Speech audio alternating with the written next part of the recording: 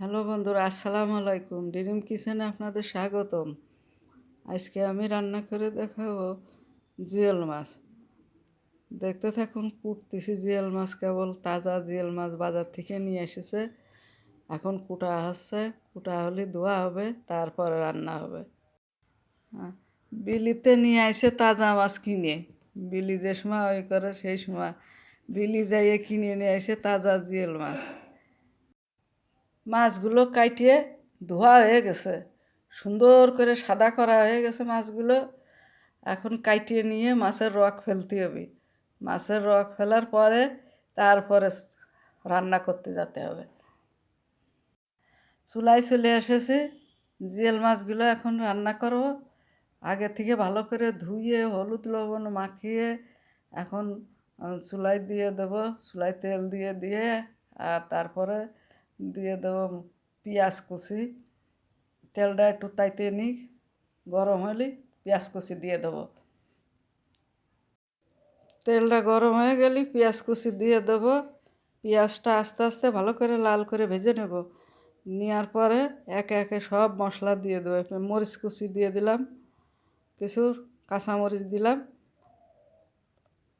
একটু ভেজে লাল করে নিয়ে তারপরে মশলা দিয়ে দেবো। হ্যাঁ, পেঁয়াজগুলো ভাজা হয়ে গেছে, এখন দিয়ে দেবো মশলা। মরিচের গুঁড়ো, ধনিয়ার গুঁড়ো, রসুন বাটা, জিরে বাটা সব দিয়ে দেবো, হলুদের গুঁড়ো সব একসাথে ঢেলে দেবো। দিয়ে তারপরে ওইটা ভাজা হয়ে গেলে অল্প একটু পানি দেবো, দিয়ে ভালো করে ভুনে নেবো মশলাটা। দেখুন মশলাটা ভালো করে ভুনা হয়ে গেছে, তেল উপরে ভেসে গেছে। এখন মাছটা দিয়ে দিলাম। মাছটা ভালো করে নেড়ে চেড়ে কষাই নিয়ে তারপরে দেবো ঝোলের পানি। তাজা মাছ ওই আপনারা কিনে এনে খাইয়ে দেখবেন।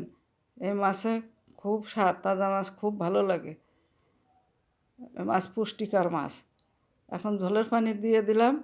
একটু জাল হলেই মাছটা নামিয়ে নেব। আস্তে আস্তে দেখেন ঝোলটা শুকিয়ে যাচ্ছে। জিওল মাছ রান্না হয়ে গেছে, এখন আমরা নামিয়ে নিচ্ছি। বন্ধুরা, ভালো লাগলে সাবস্ক্রাইব করেন। আমার রেসিপিটা যদি আপনাদের ভালো লেগে থাকে, সাবস্ক্রাইব, লাইক, শেয়ার, কমেন্ট করে দিন। আজকের মতো এইখানেই বিদায় নিচ্ছি। পরবর্তীতে নতুন রেসিপি নিয়ে হাজির হব। আপনারা ভালো থাকুন, সুস্থ থাকুন। আসসালামু আলাইকুম, আল্লাহ হাফেজ।